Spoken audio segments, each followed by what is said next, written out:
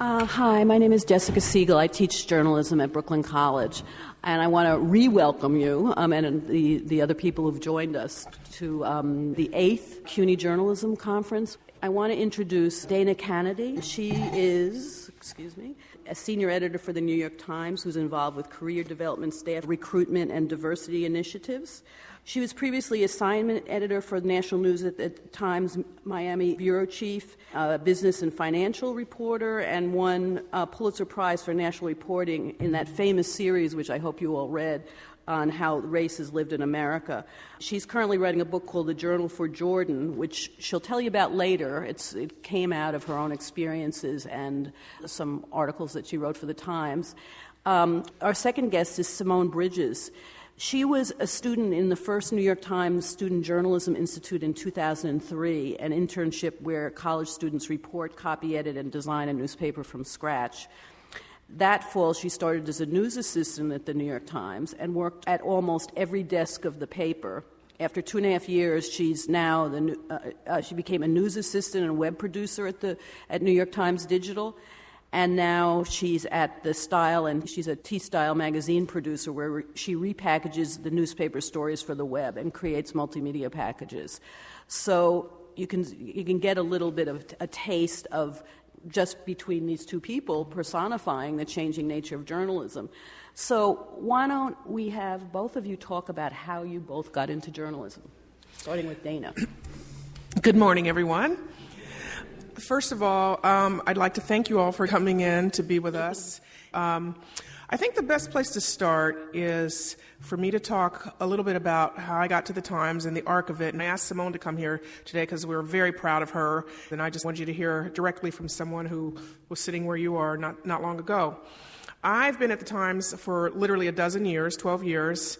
I came in a training program called the 8i program. We still have this program. It's a program for journalists who are a little bit above entry level, but not maybe quite ready to come to the Times. And so basically what they're hiring you on is your potential. So I was hired into the program as a business and finance reporter. I came from the Plain Dealer newspaper in Cleveland, where I had done very well, hadn't had the greatest editing there, and so I had reached my potential at the Plain Dealer, and the Times thought, this is somebody that we think has a lot of potential, can really grow, let's bring her in and see. So they hired me as the consumer products reporter in the business section, and I covered, as a trainee, alone, by myself, Procter & Gamble, Colgate, Gillette, Toys R Us, all the big companies, and that included writing about their finances, their managements, trends in the industry, meeting with the CEOs. And I did that for a year and was promoted out of the program within a year. I went on to cover business and finance, the consumer products beat for 4 years, and after that worked on the Race Project, How Race is Lived in America, writing one of the pieces in the series and serving as an editor on the overall project, and we won a Pulitzer Prize in 2001 for that, for national reporting. As a reward for working on that program, the executive editor called me in one day and said, what would you like to do next? And I thought I was just going to go back to my beat in the business section, but he'd arranged for me to meet with the Metro editor, the national editor, the education editor, and a couple of others, and I had a pick of several opportunities, and so I chose to become the bureau chief for Florida, based in Miami, and I started on Election Day 2000. Oh, my God. Oh, my gosh. Never worked so hard in my life, I'm telling you. So that was interesting, and I was there for 2.5 years. And during that time, it literally was, in terms of national reporting positions, the hottest beat in the paper, bar none. Because first, we covered the recount. And believe me, even though I was bureau chief, I, in essence, didn't take over that bureau until after that story was over. I wasn't a political reporter, and we have a whole team in Washington that they flew in, so I was a part of the coverage. But then, after that story was over, months and months and months later, I did become bureau chief. And when I was there, the space shuttle blew up. And we also had, after 9/11, the finding out very quickly, I think within a day, that the terrorists had trained in flight schools in Florida. So it was just so much news while I was there, and it was wonderful. I had said when I came into the Times as a trainee that I wanted to be an editor at some point. And, this goes directly to the importance of making your goals known. And so even though many people come to the paper, to the Times in particular, because they want to be a reporter for the Times, and certainly I did too, but I had mentioned to my bosses that my long-term goal was to be an editor, and I had been an editor in Cleveland after reporting there for many years. I was there for 8 years. And they remembered that. So after my stint in Miami, which was about 2.5 years, they offered me the position as assignment editor for national news. And I was in charge of all of our breaking news coverage in the country. And so, for example, I coordinated and ran our Hurricane Katrina coverage. I did that for about another 2.5 years. I'm estimating here. I might be off a bit. And then went over to spearheading our coverage of large enterprise stories. And so, for example, I came up with the idea that in addition to what we were doing on the foreign desk to cover the war in Iraq, we needed to focus on the impact of families here in the United States. So I assigned reporters to cover what I called the war at home, the impact on military families. So those were the kinds of assignments I moved into. I was there in that position, I think, 2 months or so, then went out on maternity leave, and then wrote a book, I'm in the process of, my book will be out in January, and came back about a month and a half ago as a senior editor where I'm working on career development, diversity initiatives, as Jessica said, and employee training and so forth. So that's my career. I'll have other things to talk about just sort of generally about getting to the Times and building relationship with the Times, but I'd love for you to hear from Simone first. Hi, I'm Simone Bridges. Thanks for having me. My experience at the Times is definitely going to be much shorter than Dana's. I found out about the New York Times Student Journalism Institute in 2003 when I was graduating from undergrad. And that's an institute, as she briefly explained, where they pick 30 students to come down to New Orleans and spend 2 weeks there reporting on the news, whether it's City Hall or arts events, anything from hard news to features, reporting, copy editing, laying out the paper, a website, and photography. And I did that with 29 other students. And about 6 months later, I was looking for a job, any kind of entry-level position at any paper, and I reached out to the director of the Student Journalism Institute. He introduced me to people at the Times, and I got a position as a news assistant in the newsroom. And I started working at the national desk, the foreign desk, Metro, BizDay, all the hard news desks, and sometimes some of the culture desks.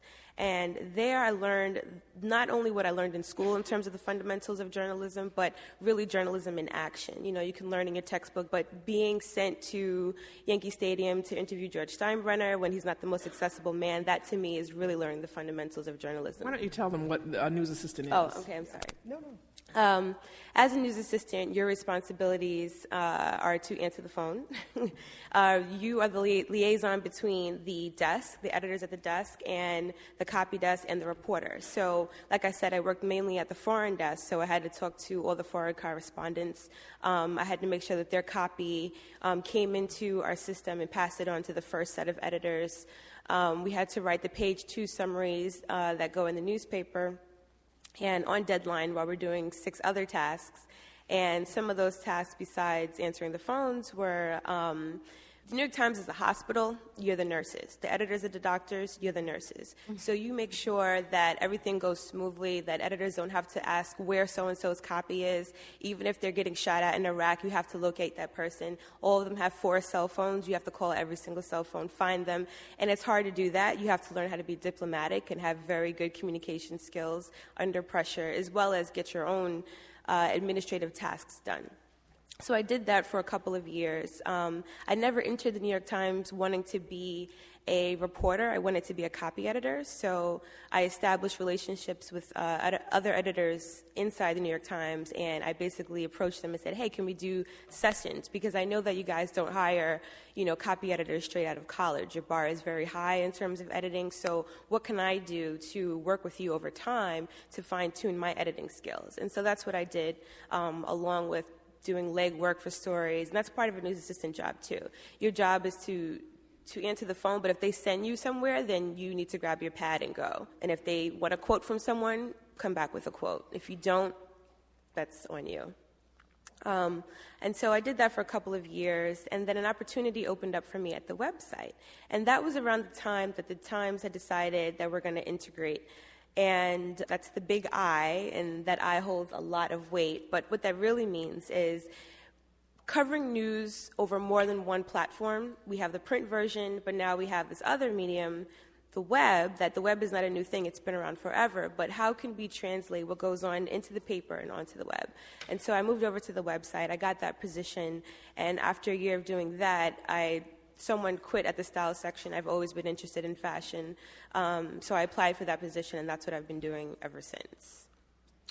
So obviously the typical career path for a journalist has changed. Can both of you talk about that? Yes. The Times is still, in terms of the print edition, a destination newspaper. People work, a good part or their entire careers trying to get to the New York Times. And that hasn't changed. And it's as it should be because, we're in a position to hire the best of the best. And that usually means people with at least 5 years experience someplace else where they've been stars at other papers. That is still primarily what we're looking for. Not in interns, obviously, but in people who are hired onto the staff. Somebody who covered City Hall and broke stories or was a fabulous writer or won a Pulitzer Prize at another newspaper before they come to the Times. However, because of the growing importance of the website, creates a lot of opportunities for younger people with less experience who have, though, technical experience that, frankly, I don't have, that Simone does have, with video and audio and being able to put together multimedia products for our website. Simone can talk much more intelligently than I could on that, but that's where the opportunities are for people like you.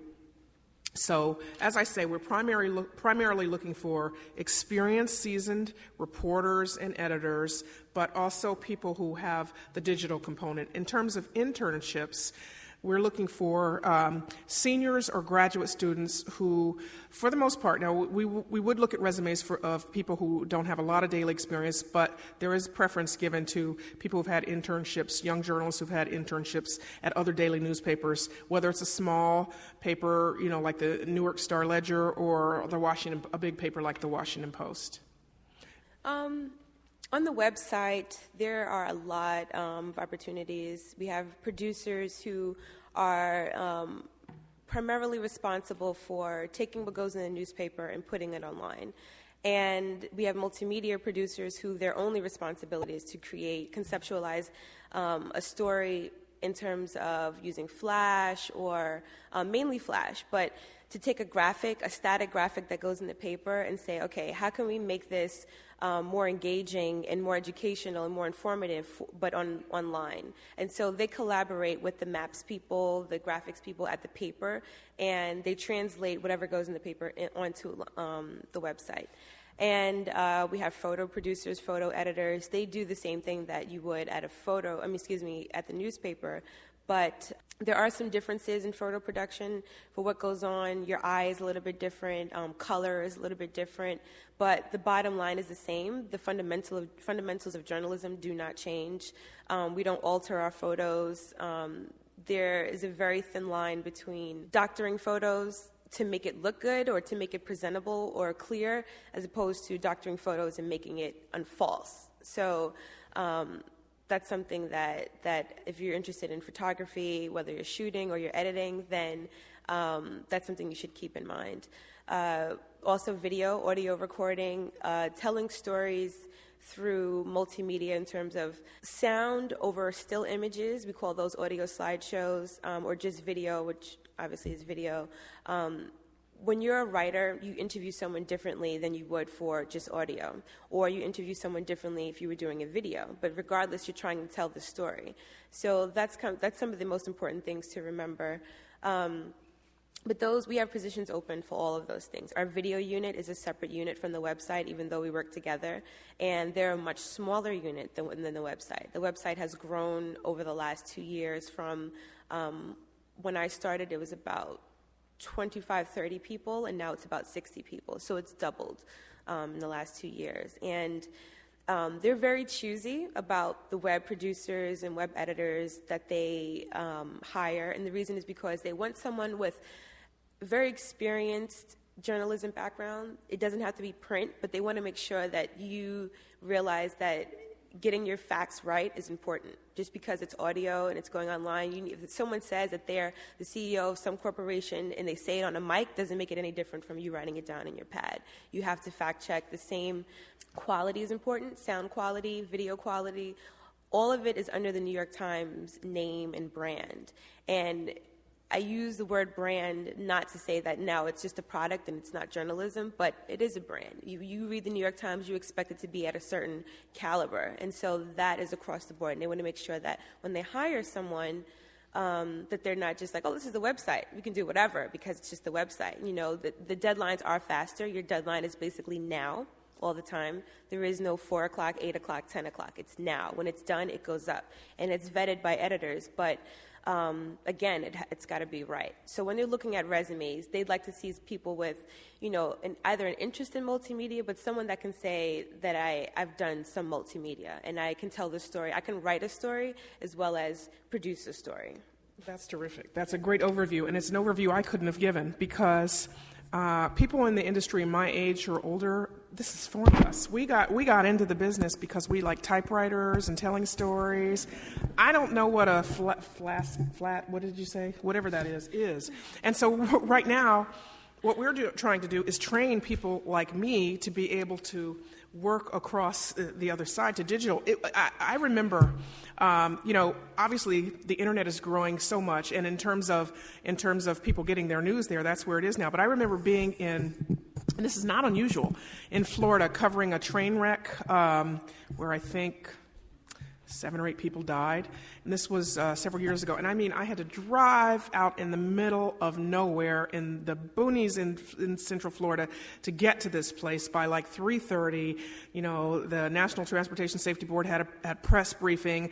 I'm trying to find a place to plug in my computer just to write the story on deadline, and somebody calls and says, "Do you have a few minutes to talk to the website?" I'm like, no, Well, now that would not be acceptable. We have to get that up on the but people who, a generation ago came to the Times, it was to get in the newspaper. And we didn't, up until a few years ago, even understand the importance of valuing the website and working for the website and all that. And that's where people like you all come in who now go to journalism school, getting some of the training that was never available. Video? Are you kidding? I wasn't taught anything about video and audio and all of that. I was a print journalist when I was in journalism school. So, obviously our reporters now are taking cameras with them, and they're doing the kinds of things that Simone described. But that's very new, not just to the New York Times, but to the industry. But it creates tremendous opportunities for you all. And what I'd say is, if you don't have any training on video and audio and some of the other things that Simone described, I'd get it. I mean, before any of that, though, the core journalism, which at your level you already have, training is the key, and experience in the fundamentals of journalism, writing a lead, writing a nut graph, being able to write on deadline, all of those things that you all, I'm sure, already have under your belt. That's the key, because we wouldn't look at anybody for any job without that.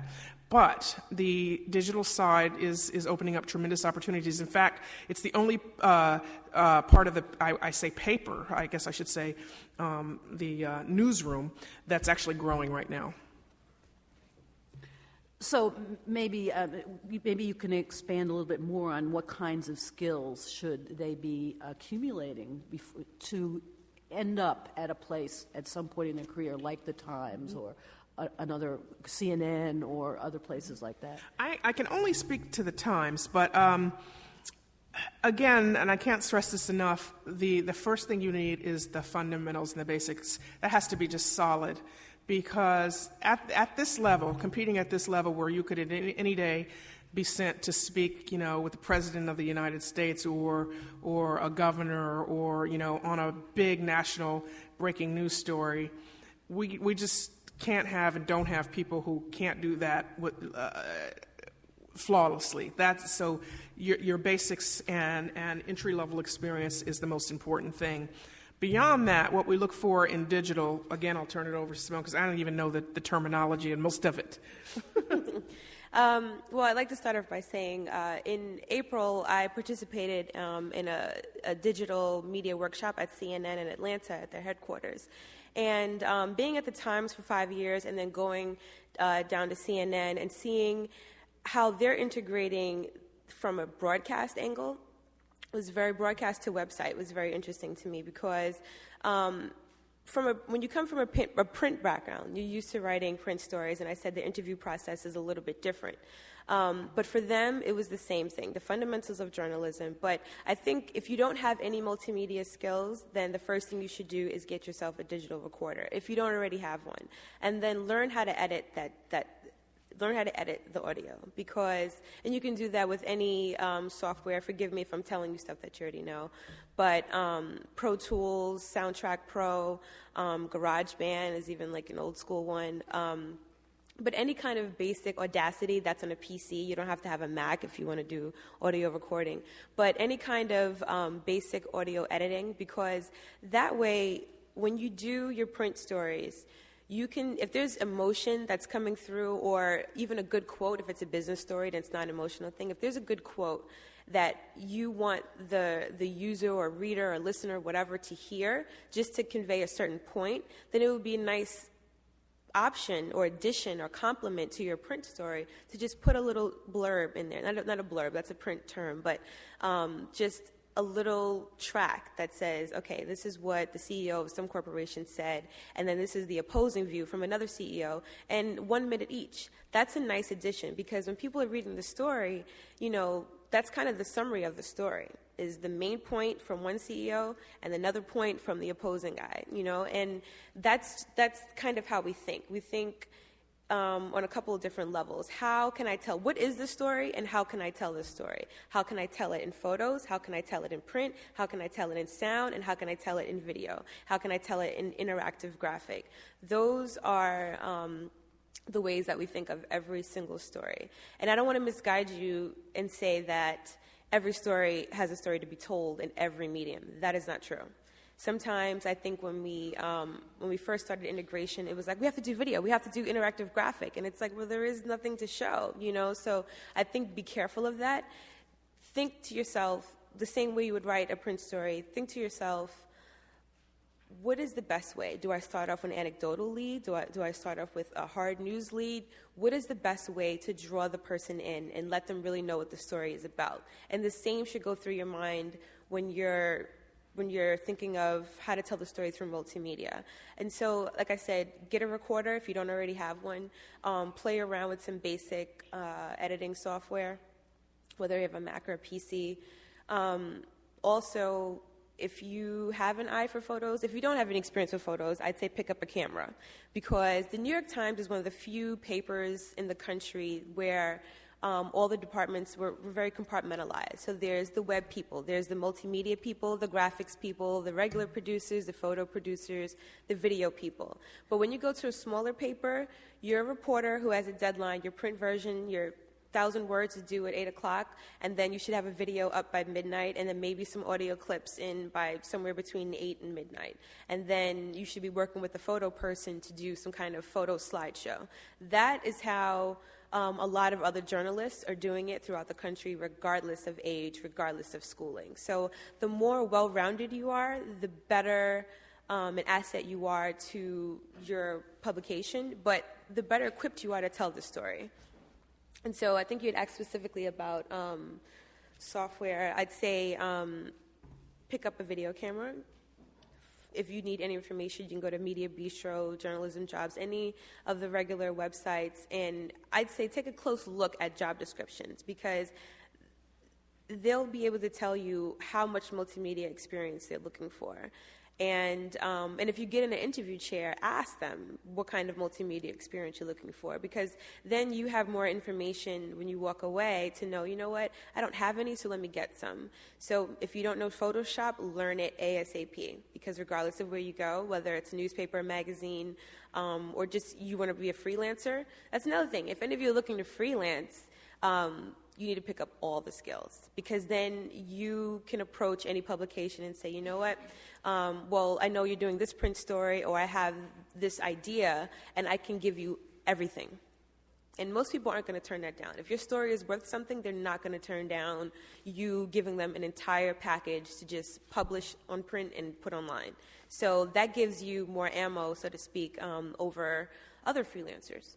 So, and then Flash technology. And lynda.com is also another place where you can go and take courses. And it's step-by-step. You log in whatever time you have, whether it's 10 minutes a day, an hour a day, once a week. You progressively, it's like taking an online course. But in terms of multimedia, it's one of the best multimedia sites because multimedia is not something that someone can just like pass to you on a Post-it and say, this is how you do it. You need to practice it. You need to see what things look like on the screen. And lynda.com is one of the best places. Lynda.com? Lynda, it's LYNDA.com, sorry. Why don't we go into the question mode, because they threw out a lot of information, a lot of ideas to think about. We can move pretty seamlessly if you get behind the mic. Can we pass them around? Do you know? Good morning. My name is Sonia Valentine. I'm a journalism major at Brooklyn College. I want to welcome you. This is wonderful to see women in journalism. My question and a concern is, Professor Alterman from Brooklyn College wrote an article in the New Yorker magazine, and he predicted that the last print newspaper would be published sometime in the future. That bothers me because I like my newspaper in my hand. And what is your spin on that? I think if anybody can predict that, then they should probably be buying lottery tickets. Could there be a day when there are no hard copy, printed papers? Conceivable, yes. Nobody knows whether that's going to be 5 years or 25 years or if it's going to happen at all. I mean, radio was supposed to die when television came along. It's true that it's changing. I think, though, there is always, my opinion, I don't know any more than the person who wrote this article does, that there's always going to be a market for top quality journalism. Might we see some cities that no longer have daily publications? Perhaps. Cities like Newark, the Newark Star-Ledger, for one, is struggling. But I think a paper like the Wall Street Journal or the New York Times, there's always going to be demand for that. There might come a time when it's only the print, it's only on the website. I don't see that, though. I still remember, just going back to my own personal experience in Miami, when we were covering the recount, I couldn't find a newspaper in the town. People still want, particularly when there's big breaking news, they want the paper. They want it for the historic value. They want to be able to go home at their leisure and flip through it. And I also think that happens at a certain point in your life. People start really paying attention to newspapers in college, I think. And then by the time they're in their 30s, 40s, and 50s, they're reading the printed paper, not so much in undergraduate school and all of that, but that's when we're working with colleges to get people reading and to use it as a learning tool. This is the first generation of folks, or maybe a generation and a half, that use the website as their primary source of news. So it'll be interesting to see in another 5 years or so whether the folks who use it as their primary source of news are also picking up the newspaper. I'm hopeful that will happen because, to me, there's still nothing like the Sunday New York Times, or there's nothing like when we do a big, project, whether it's the race series or some other kind of project, or our coverage on Election Day. And yes, you can get what you need on the website, and most of what we have is in there, but there's something about, walking by a Starbucks on a Sunday morning and seeing people flipping through the paper at their leisure or in a park, and I just don't think that's going to go away. Right. Thank you. What do you think, Simone? I agree. The reason why I agree is because working in the newsroom and coming from the print side and then going to the website, it's a cultural change. And just like any cultural change, it's going to take a long time for people to be completely comfortable with one extreme to the next. And I'm very pro-website, but my fiance, I live with him. Every morning he reads the Wall Street Journal, New York Times, USA Today, Washington Post, in order, in a stack. And we sit there and we argue about what's missing, what's not missing, how information is better to find in one medium than the other. It's an ongoing discussion, and we're two relatively young people. So And I mean, I promote, like, for instance, the New York Times had the debate, the last 2 debates online, live on their website. And I basically got on the phone and called everyone I knew and said, go to the New York Times and watch the debate live on our website. And some responses were like, oh, I'm already there. And other responses were like, yeah, right, I'm watching it on television. Like, how do you not watch debate on television? So that mindset is so ingrained. And business-wise, it's going to be a while before the websites are truly supporting the whole entity. In terms of profits. In terms of profits. So until that happens, that to me will be the real test. So it'll be a while. I mean, it is true that a lot of advertising is migrating to the internet, but there's still plenty to support a quality product like the Wall Street Journal or the New York Times. About print journalism versus web journalism. That's print for you. Journalism and web journalism sort of more focuses on breaking news, but print journalism for the New York Times, especially investigative and analysis pieces, do you feel that there's a tension between those two at the paper, and there's more emphasis put on the web journalism? There is more emphasis put on web journalism, but no, there's no tension. We all have the same goals. You know, when John McCain announced that Sarah Palin was going to be his running mate, the website and the print version had the same goal, to get that news out there as quickly and accurately as possible, but to also, you know, go to the New York Times' strength, which is analysis. And that meant analysis in our paper the next day, analysis in the Sunday paper that weekend, and analysis almost immediately on the website. That's it. There's no tension. In the beginning, like Dana said, when she was out in the field and they call you and say, can you talk to the website? That tension is just because, okay, when anyone's on deadline, there's tension. But now you have reporters calling the website saying, can you put my story up now? Because it's been edited, everything's right, put it up now. So that tension has pretty much disappeared. And so it goes to what Simone was goal. saying about cultural change. It just takes time to get used to something new, no matter what it is. Right. And the point is to get the information out. So, like she said, we have the same common, it's a common goal. That's it. Over here? Yep. Hi, my name's Jason Murphy. I just moved down to New York City from Syracuse, New York, along with a friend of mine. We're both going to school. I'm going to school for journalism. She's photojournalism. Internships are hard enough to find already, along with paid internships, along with paying for school out of pocket and so on and so forth. We've been doing independent things. We're working on our own, trying to write stories and see if we can get them published anywhere. How successful is that, if any input at all? Like, coming from a freelancing background, I mean, because I don't really have time to have an internship that's not paid when I'm trying to pay $8.75 for rent, you know, and so on and so forth. If you have time to freelance, then you have time to do an internship. And it is much harder. We don't really look at people who don't have other experience on their resume. But if you're doing, what kind of freelance are you doing? I'm just curious. Well, currently we're working on an article it's something that the subject is not time sensitive. Basically, we've been able to get together for a few hours on a Sunday between school and working full time. We're trying to set up stories that, you know, aren't time sensitive, kind of human interest things. Have you sold them already? We have not. We're still in the process of working on the first one. Okay, you know, I would suggest maybe doing it in the reverse, which is finding publications that you can freelance for and that they can give you assignments, as opposed to putting together a story and then trying to sell it. You know, calling up a publication and saying, I've got this story, it's ready to go, I'm going to sell it to you. Very few places work like that until you already have relationships established with them.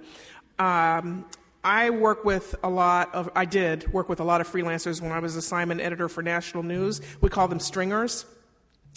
And I'd say I had probably 30, 35 stringers across the country, and they got bylines in the paper. They were freelancers.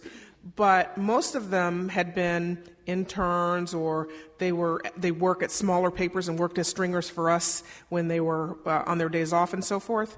And always we started by giving them assignments, not having them come to us and saying, here, I want to offer this to you. Because you have to understand the publication that you're trying to pitch, who their audience is or who their readership is, what kinds of things they want. And the way to do that is to accept assignments from them, go through their editing process, many times until you so solidly know, for example, what a New York Times story is versus what a USA Today story is versus what a Wall Street Journal story is.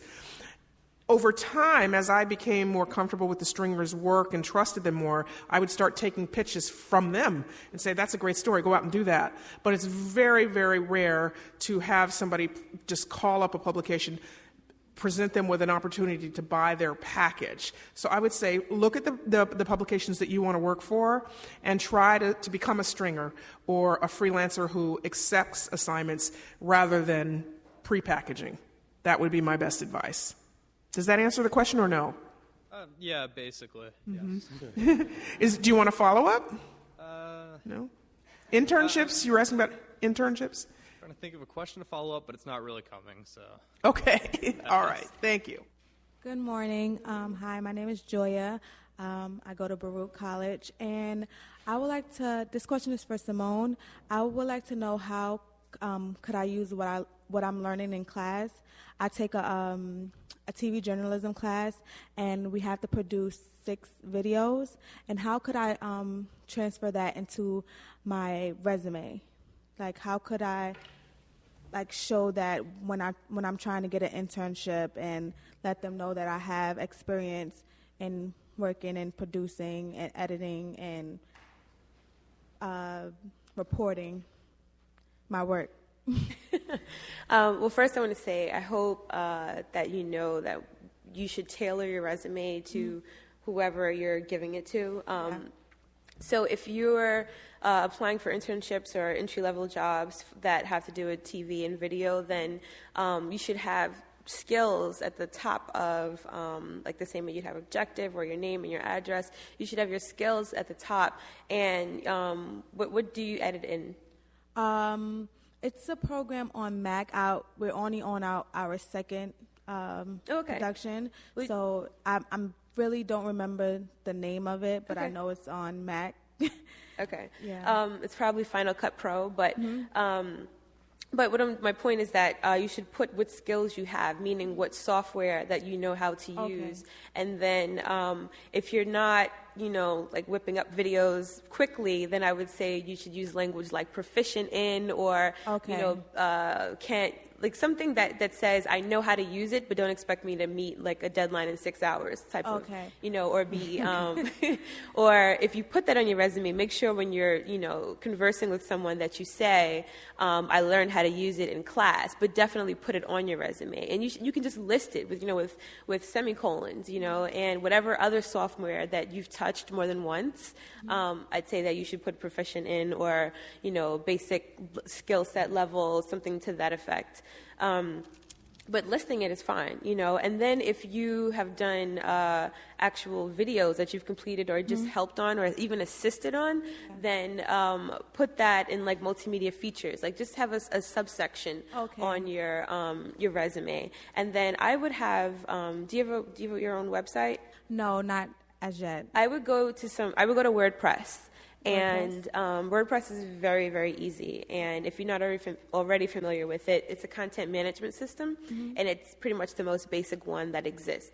And there you could just make a basic static web page, nothing flashy, no dancing people across the screen.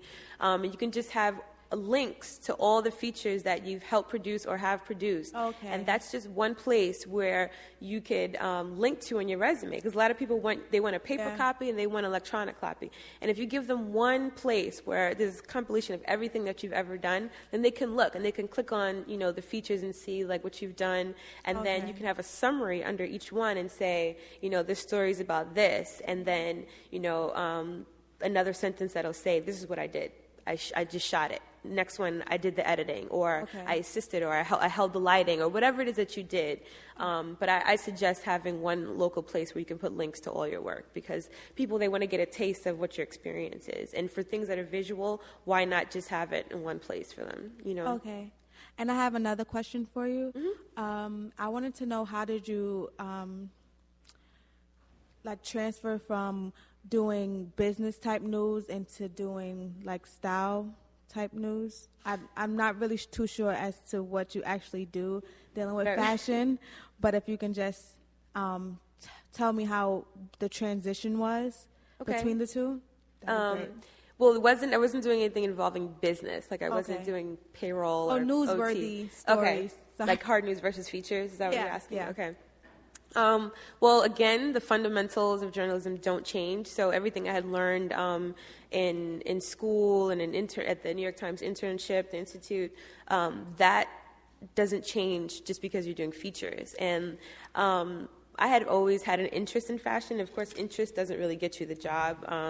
I sew and I have a list of other things that I've done involving fashion, but for me, just like you, I thought it was personal, I thought it was recreational, and then someone said to me, no, that's your interest manifested, so put it on your resume and pitch that, when you're talking to someone. So that's what I did during my interview, and having the technical skills, I had learned that along the way. So basically, I just kind of pulled what I thought was in my personal life onto paper, and then I put that together with my journalism background and technical skills and said, hey, this is why I should get the job. So does that answer your question? I'm sorry. So what do you So what do I do? Okay, so you have Thursday styles and Sunday styles. What I do as a producer, I take what's in the paper and I put it online. And we use, again, a content management system. And basically that writes most of the HTML. And most papers will use content management systems. You don't have to be someone who creates your own web pages all day, every day to get a job at a website. But I would suggest, if you don't know basic HTML, get HTML for Dummies on Amazon, get a used copy, and just read it. Because the HTML language is not hard to learn, and you can learn it while you're reading it on the train. It's very, very easy. And so I had done that before I got the job, just to give me some background, and I'm glad I did, because if you break something, you have to know how to fix it. And since it's live, you have to know how to fix it now. So, or else you get a slew of emails. But I'd say learn HTML, but I learned HTML really, really fast. And my first night at the website actually was the night that the West Virginia coal miners were stuck in the mine, and my job was to do the obits, the corrections, and some of the other smaller tasks on the website. And the night editor was like, "This is how you do the corrections. Okay, go try it on your computer." So that was my introduction to HTML after reading HTML for Dummies. My second night at work was the night Ariel Sharon was rushed to the hospital. So again, he was like, "This is how you do it again. Have fun." So that was the end of it. So most of what I've learned, I've had to learn on my feet on deadline, and there isn't any time to say, "Hey, my links aren't working. Can you tell me why?" There's really no time. So that's why I'd say do the education on your own, because you'll be more self-sufficient that way. But in terms of multimedia, whether it's fashion shows or human interest stories, I go backstage, I collect audio. I learned that on my feet as well. And I learned, basic sound quality, basic lighting, and I do video and video editing. I haven't learned to shoot yet, so that's next on my list. But I use Soundcut Pro and Pro Tools to do most of my editing, and it's really all about telling the story. If you know how to tell the story, learning the software is something that you can do along the way, and you'll notice that the quality will get progressively better. And you'll learn the ins and outs of whatever program you're using over time. It really takes practice, but knowing what's important in the story is the most important thing. So, okay, your question. Hi, I'm a freshman at City College in New York, and I'm an international studies major, actually, but I have interest in journalism. Do you think that can work against you if you have a different major, or? No, as long as you acquire the journalism skills. We have people who have majored in Russian who are journalists at the Times. There's one woman who is, or actually 2 or 3 people on staff who are medical doctors. And we have a reporter who actually works as a medical doctor in the emergency room on weekends. Wow. So you don't have to have a pure journalism background, and in fact, we consider it part of diversity to have people of different backgrounds, not just necessarily ethnicities and skin tone, though that's very important to us, in terms of diversity, but also diversity in your background.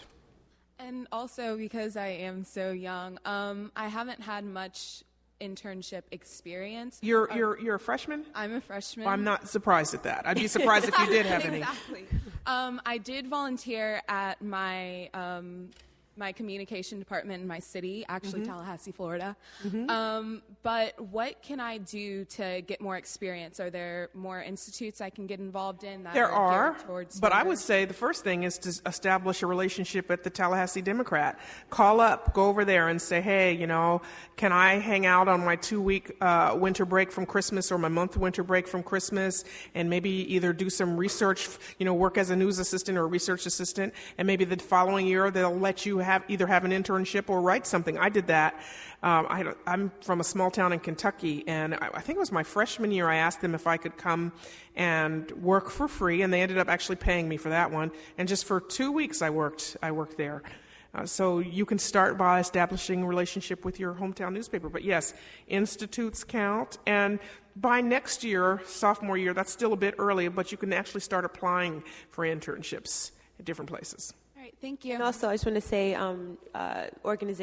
joining organizations, attending career fairs, networking, that's very important also. There are student chapters of the National Association of Black Journalists, for example, you could join, and they give away scholarships. They also, during they have a convention annually, and they actually put out a student newspaper. You could be a part of that team. And we find interns that way. And I wasn't a journalism major, FYI. Oh, okay. So listen, I thank all of you who remained here, and if there's anything we can do, any other questions we can answer on the way out, I'm happy to do it. But thank you so much for your time.